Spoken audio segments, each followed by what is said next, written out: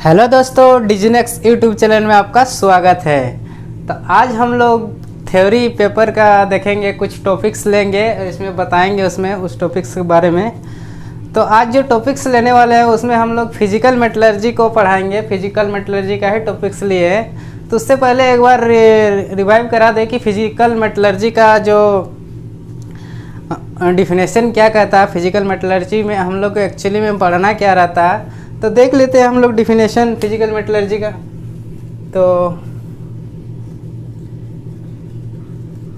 Physical metallurgy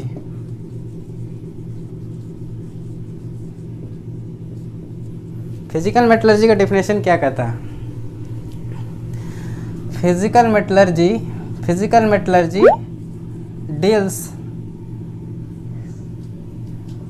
deals with physical metallurgy deals with the structure of metal and alloys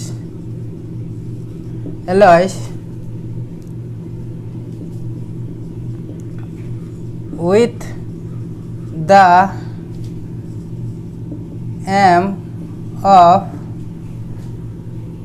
the aim of designing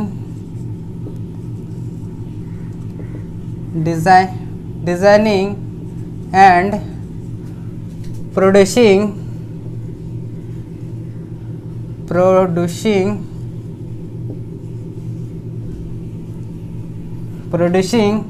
those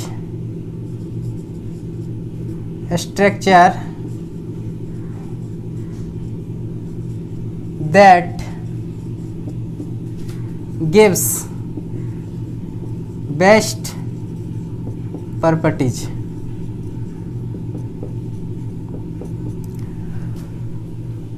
बोल रहा है कि physical metallurgy deals with the structure of metal and alloy with the aim of designing and producing those structure that gives best properties।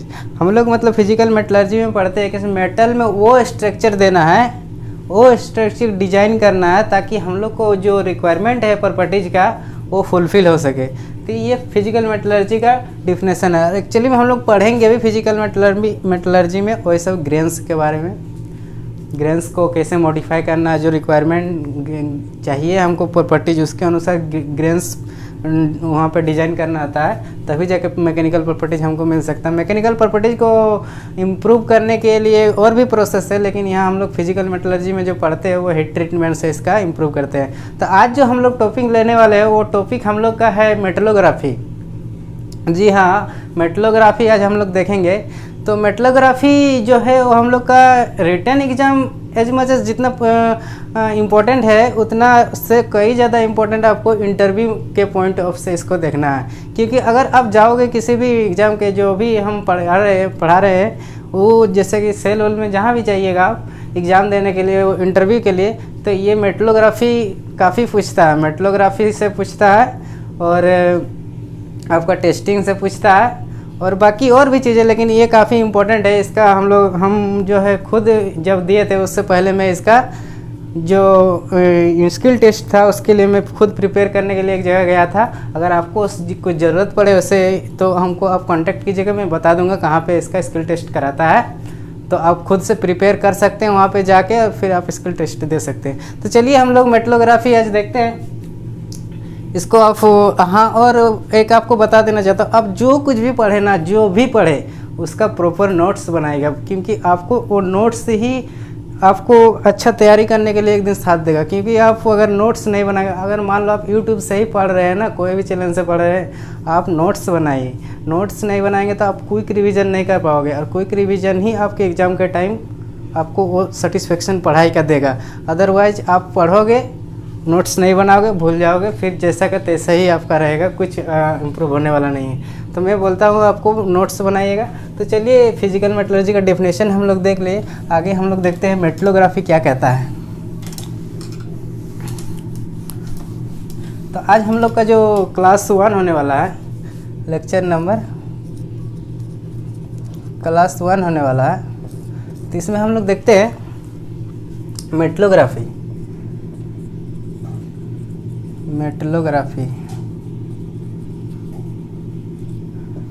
देखो मेटलोग्राफी में हम लोग क्या पढ़ते हैं, ये भी फिजिकल मेटलर्जी का जो डेफिनेशन लिखा है सेम उसी तरह मिलेगा आपको मेटलोग्राफी। तो metallography is the study of internal structure of metal and alloy. यहाँ पर भी डेफिनेशन क्या है, वही है जो फिजिकल मेटलर्जी के अंदर ही आता है ये मेटलोग्राफी। तो यहाँ बोलता है कि metallography is the study of internal structure of the metal and alloy. It reveals, इस प्रोसेस में हम लोग क्या क्या देखते हैं, it reveals grain size, grain shape, grain का डिस्ट्रीब्यूशन की प्रॉपर अरेंजमेंट ग्रेन्स का हुआ है कि नहीं, वो सारा चीज़ देखते हैं। कुछ इम्प्यूरिटीज भी देखते हैं, तो वो सब पहले वो सब भी देखेंगे, लेकिन इसका डेफिनेशन पहले लिख लेते हैं। मेटलोग्राफी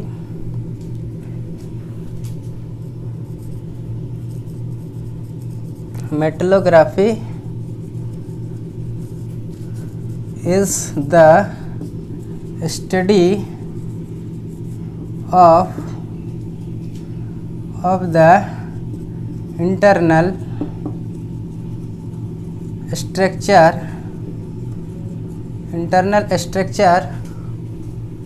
of metal and alloys।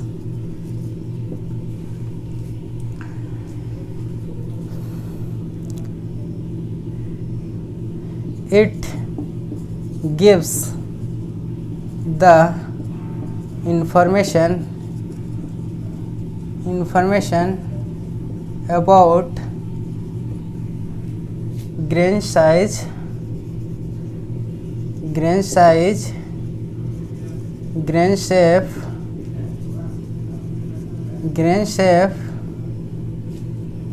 and grain distribution।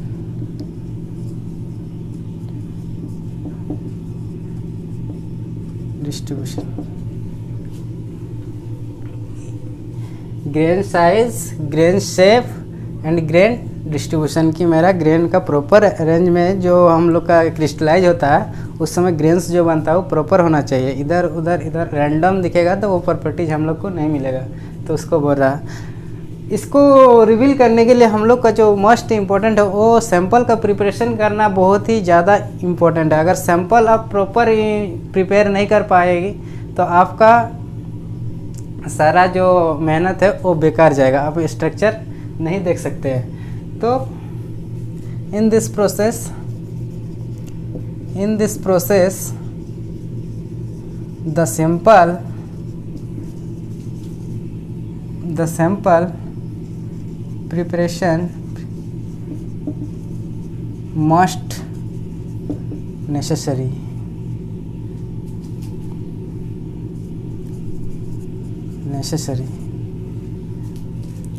Most important कर देते हैं, मोस्ट इम्पोर्टेंट। अगर आप अच्छी तरह से उसका प्रिपेयर नहीं कर पाए सैंपल का, तो आप उसका देख ही नहीं पाओगे कि इसका स्ट्रक्चर क्या है, कौन सा स्ट्रक्चर का मेटल है।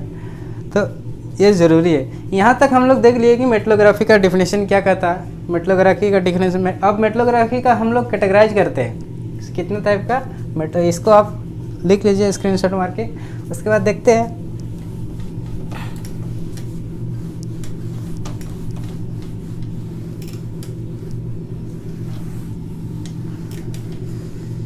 मेटलोग्राफी को जो है वो कैटेगराइज किया है 2 पार्ट में। एक मैक्रो एग्जामिनेशन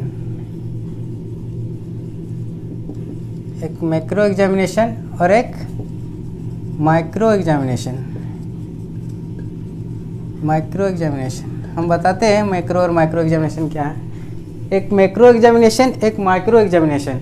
तो मैक्रो एग्जामिनेशन में वो सारे कैटेगरी आते हैं, जैसे कि जो मेटल का हम स्पेसिमेन लिए वो साइज में बड़ा होगा, और हम लोग इस प्रोसेस में देखते हैं नेकेड आई से या लो मैग्नीफाइंग लेंस से देखते हैं। लो मैग्नीफाइंग लेंस या नेकेड आई से आप देख सकते हैं, और उसका जो स्पेसिमेन का साइज भी रहेगा वो बड़ा साइज का होगा। तो in this process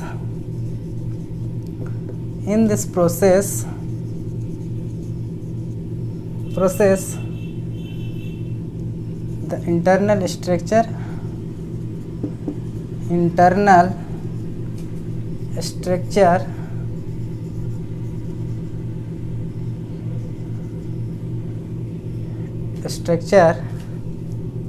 revealed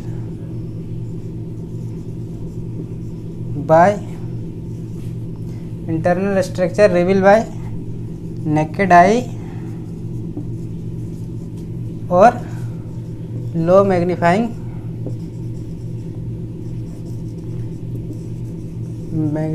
lens into 5। और माइक्रो एग्जामिनेशन में क्या है, in this process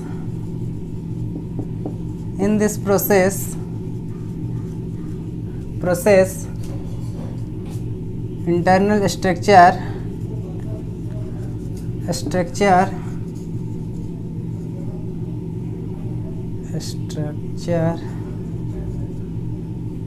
revealed by high magnifying lens. इसमें डिफरेंट रहता है, 10 गुना जूम करके, 20 गुना, 50 गुना और 100।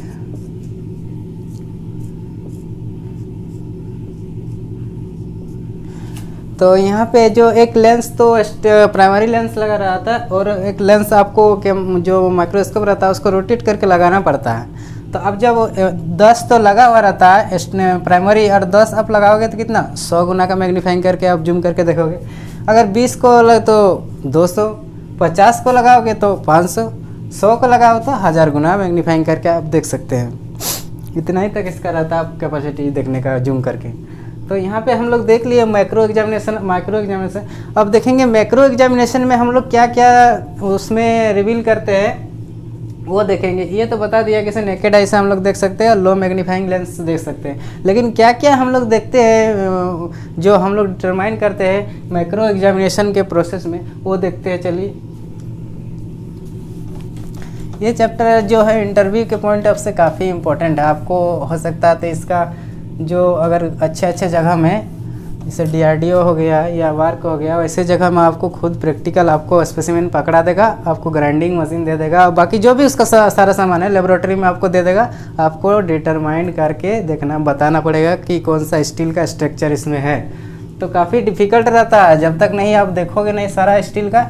ऐसे वो इजी वाला ही देगा, जैसे कि आपको बेनाइट का स्ट्रक्चर हो गया, मार्टेनसाइट का स्ट्रक्चर हो गया, परलाइट का स्ट्रक्चर हो गया। ये सब 5-6 स्ट्रक्चर अगर आप देख ले रहे हो तो आपको वहाँ पे उसी टाइप का देगा, कुछ हार्डली डिफ़िकल्ट नहीं देगा, मिक्सचर अप नहीं देगा। जैसे हार्डन स्टील और मार्टेनसाइट और परलाइट का दोनों का मिक्सचर, वैसा कुछ डिफ़िकल्ट नहीं देगा इजी ही देगा, लेकिन उतना भी आप करके नहीं जाओगे तो नहीं बता पाओगे। चलिए देखते हैं मैक्रो एग्जामिनेशन।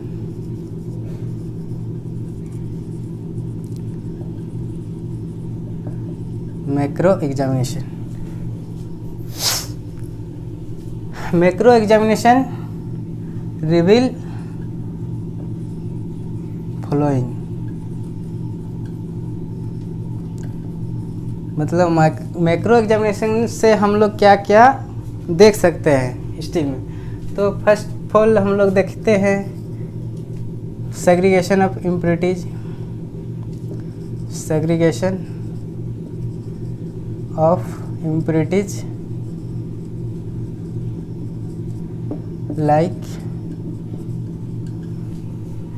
लाइक एंटीमनी इन बेयरिंग मेटल का भी आप देखते हैं। बेयरिंग मेटल जो होता है ना उसमें अगर एंटीमनी का इम्प्योरिटीज है तो वो भी देख सकते हैं, लेकिन हम लोग यहाँ जनरली स्टील को पढ़ते हैं। Like sulphur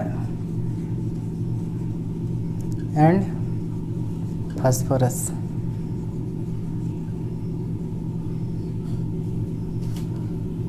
sulphur and phosphorus.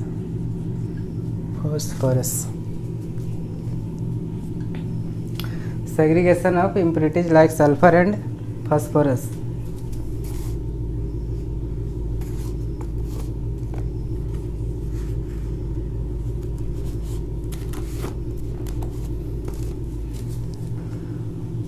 Sulphur, एक सेकेंड हो गया।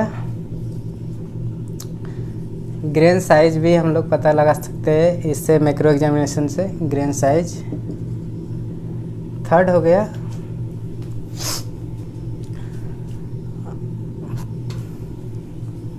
Fabrication process. फैब्रिकेशन प्रोसेस को भी पता लगाया जा सकता है इसका स्ट्रक्चर देखिए। Fabrication process like casting, rolling, welding, forging. तो इसका स्ट्रक्चर देख के हम लोग इस प्रोसेस को भी पता लगाया जा सकता है कि इस स्टील को किस प्रोसेस से बनाया गया है। सेकेंड, थर्ड, फोर्थ हो गया हम लोग का कि डिफेक्ट्स। अगर ये सारे डिफेक्ट्स है तो भी इस प्रोसेस में पता चल जाता है। जैसे pipe for blow holes, pipe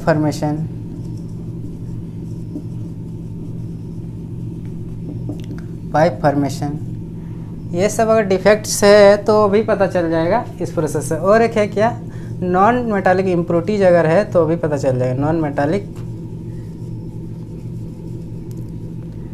impurities,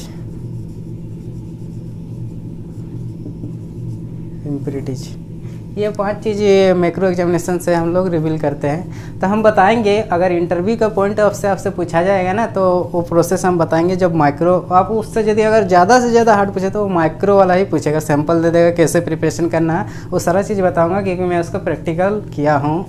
तो अभी चलिए हम लोग मैक्रो देखते हैं। मैक्रो नहीं आपको बोलेगा, माइक्रो का ही बोलेगा क्योंकि उसके पास माइक्रोस्कोप भी रहता है, मेटलर्जिकल माइक्रोस्कोप भी रहता है, सारा अरेंजमेंट रहता है। तो आप पूछेगा तो आपको वही वाला पूछेगा।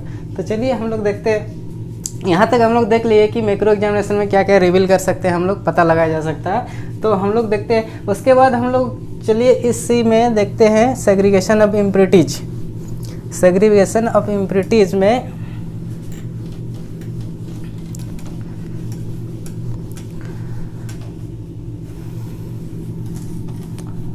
सल्फर और फास्फोरस जो होता है ना, तो फास्फोरस प्रिंट हम लोग देखते हैं। सल्फर प्रिंट,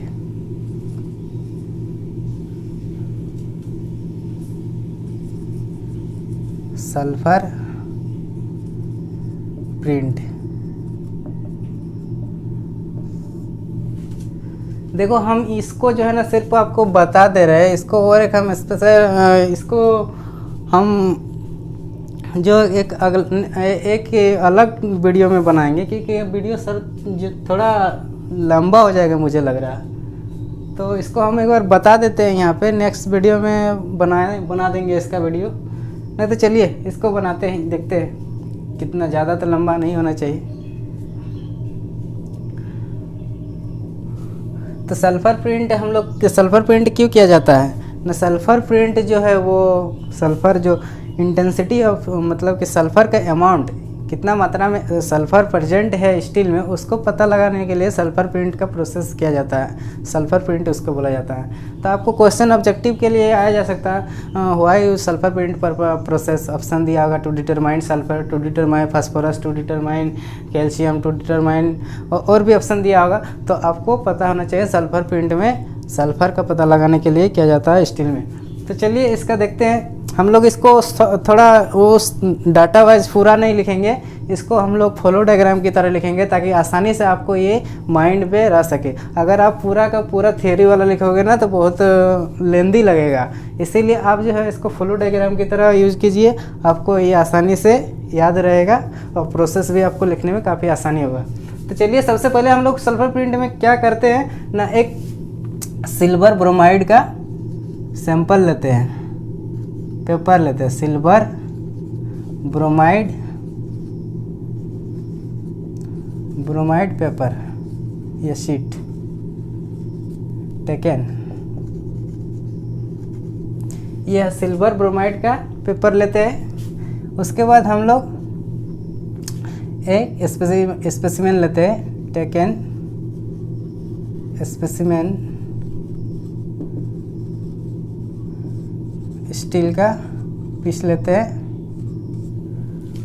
और इसको क्या करते हैं, स्पेसिमेन जो लिए उसका हम लोग प्रॉपर ग्राइंडिंग करते हैं, फ्लैटनेस सरफेस देते हैं, एकदम फ्लैट सरफेस जिसको प्लेन बोलता है, तो फ्लैट सरफेस देते हैं। उसके बाद ग्राइंडिंग करने के बाद उसको हम लोग पॉलिशिंग करते हैं इमेरी पेपर के साथ। तो polishing with emery paper very fine grade, मतलब इतना फाइन होना चाहिए कि वो काफ़ी आईना के जैसा झलकना चाहिए। तो टेकन स्पेसिमेन, उसके बाद grind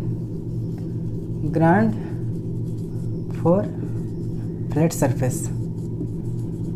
flat surface and polishing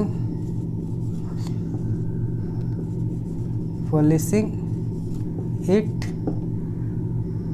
fine grade emery paper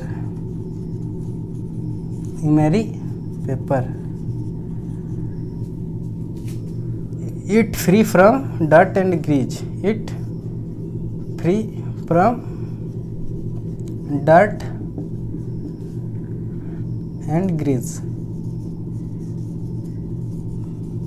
dirty particle या ग्रीस कुछ भी उसको सरफेस में नहीं होना चाहिए, अच्छी खासी उसको पॉलिशिंग होना चाहिए। उसके बाद क्या करेंगे, पॉलिशिंग हो जाने के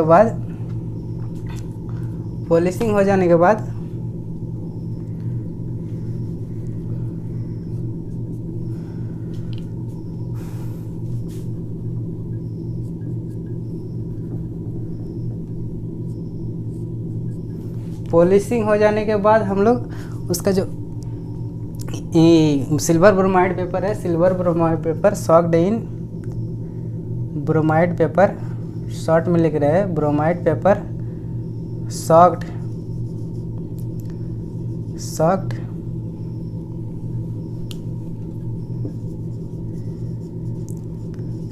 इन sulphuric acid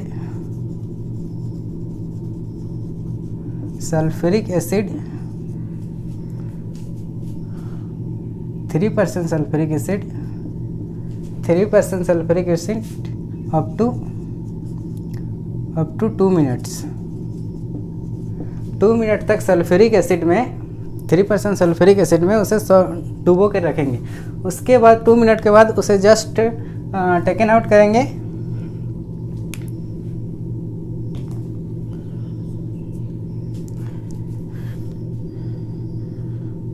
After this taken out and placed it on the surface of a specimen जिस सरफेस को हम लोग ग्राइंडिंग और पॉलिशिंग किए थे उस सरफेस के ऊपर उसको प्लेस्ड रखना है, उस ब्रोमाइड पेपर को। उसके बाद क्या होगा, surface of specimen of 2 minute 2 minute के लिए उसके ऊपर रखना है। ड्यूरिंग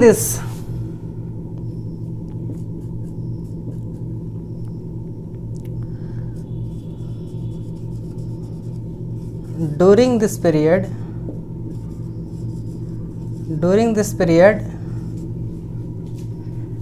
the sulfide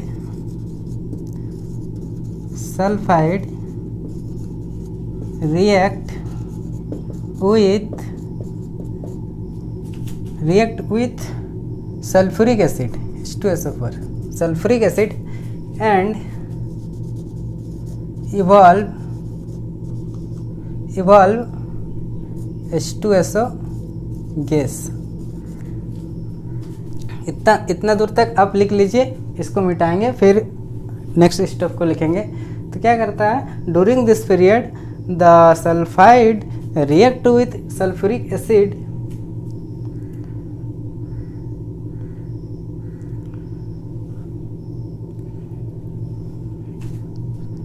सॉरी यहाँ पे थोड़ा सा मिस्टेक हुआ है। जो सल्फ्यूरिक एसिड 3% में डुबो कर रखते हैं ना, तो उसको वहाँ से उठाने के बाद उसमें जो एक्सेस अमाउंट का एसिड रहता है उसको ब्लोटिंग पेपर से वाइप कर दिया, मतलब साफ कर दिया जाता है जो एक्सेस अमाउंट का रहता है। बस उसे ही बोलना भूल गया था थोड़ा, तो बता दिया मैं, रिवाइव करा दिया। एक्सेस अमाउंट ऑफ जो एसिड रहता है उसको ब्लोटिंग पेपर से रिमूव कर दिया जाता है। उसके बाद प्रोसेस वही है, taken out and placed it surface of specimen up to 2 minute. During this period the sulphide react with the sulphuric acid and evolve H2S gas. अब चलिए आगे क्या होता है देखते हैं, इसको आप स्क्रीनशॉट मार लीजिए।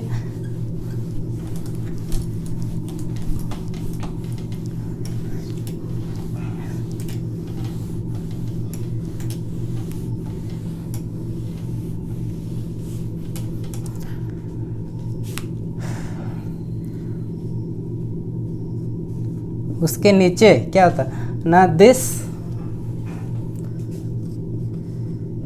H2S gas stains on bromide paper. Bromide paper पे एक वो अपना धब्बा जैसा, स्पॉट जैसा उस पर छोड़ता है। उसके बाद हम लोग क्या करते हैं ना,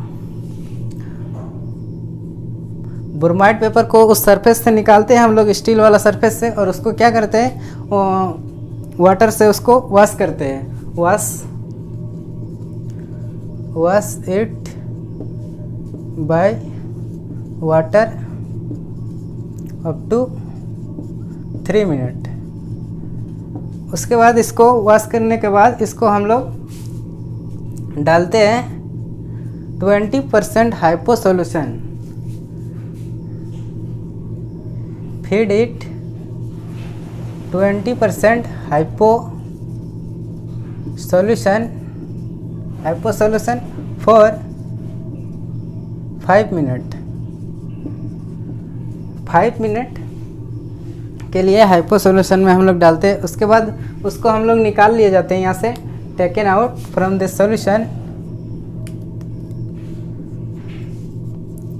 taken out from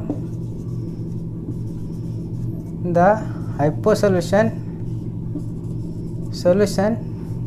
and wash it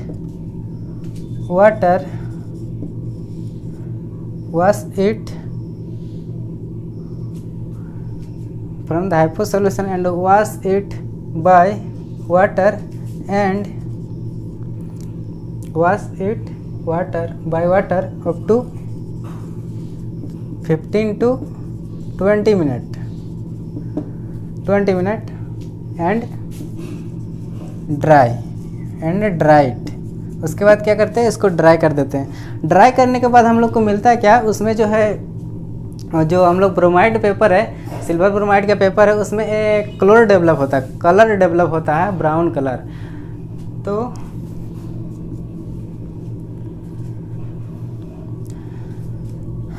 the intensity of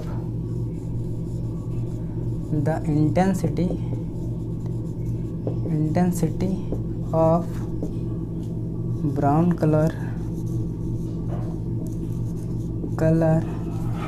in blotting paper, bromide paper, the intensity of brown color in bromide paper indicate the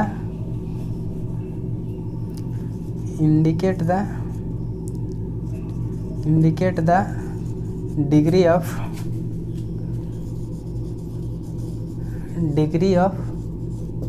sulfur present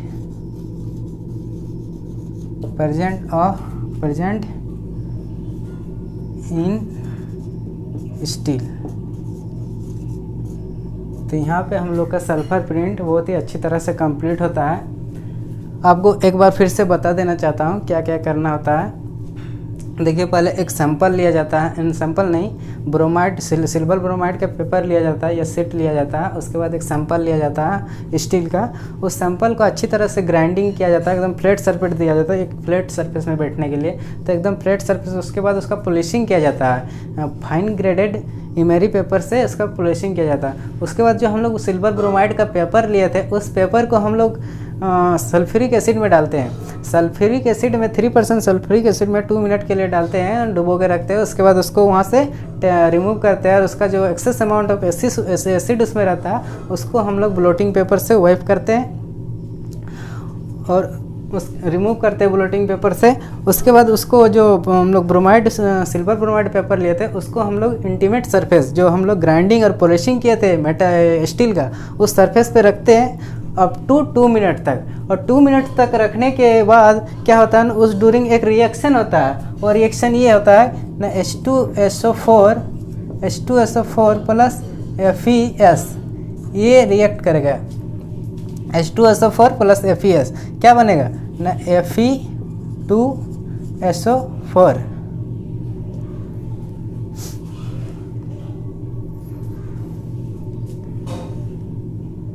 Fe2SO4 plus H2S ये गैस इवॉल्व करेगा।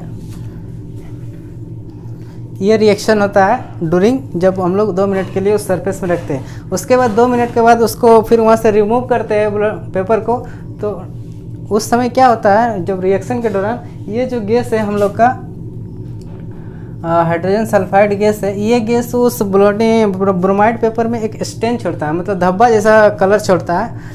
उसके बाद वहाँ से उसको remove करते हैं। Remove करने के बाद उसको वाटर से 3 मिनट के लिए वॉशिंग करते हैं। उसके बाद उसको फिर हाइपो सोल्यूशन में डिप करते हैं, 20% हाइपो सोल्यूशन में, और उसको जो डिप करते हैं वो भी 5 मिनट तक करते हैं। उसके बाद उसको वहाँ से रिमूव करते हैं, और रिमूव करने के बाद उसको फिर वाटर में 15 टू 20 मिनट तक उसको वॉश करते हैं, देन ड्राई करते हैं। और ड्राई करने के बाद जो हम लोग को पता चलता है, जो इंटेंसिटी ऑफ कलर जो उसमें स्टेन छोड़ा था वो ब्राउन कलर का स्टेन छोड़ा था, तो वो बताता है कि the intensity of brown colour give indicate the degree of sulphur present in steel. तो यही है सल्फर प्रिंट प्रोसेस, जिससे हम लोग सल्फर का स्टील में पता लगाते हैं। तो यहाँ पे हम लोग बहुत ही अच्छी तरह से डील किए हैं। आप अगर एक बार में समझ में नहीं आता तो वीडियो को आप फिर से देखिएगा, अच्छी तरह से समझ में आ जाएगा। इसके बाद हम लोग देखेंगे सल्फर प्रिंट के बाद फास्फोरस प्रिंट देखेंगे। उसके बाद जो भी इसका और भी कुछ है उसको हम मेटलोग्राफी का जो माइक्रो एग्जामिनेशन है वो भी बताएंगे।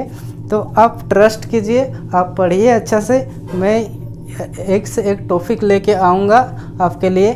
तब तक के लिए बाय बाय। अगर वीडियो अच्छा लगा तो चैनल को सब्सक्राइब कर लीजिएगा, क्योंकि मेटलर्जी के लिए इस चैनल में बहुत कुछ आने वाला है।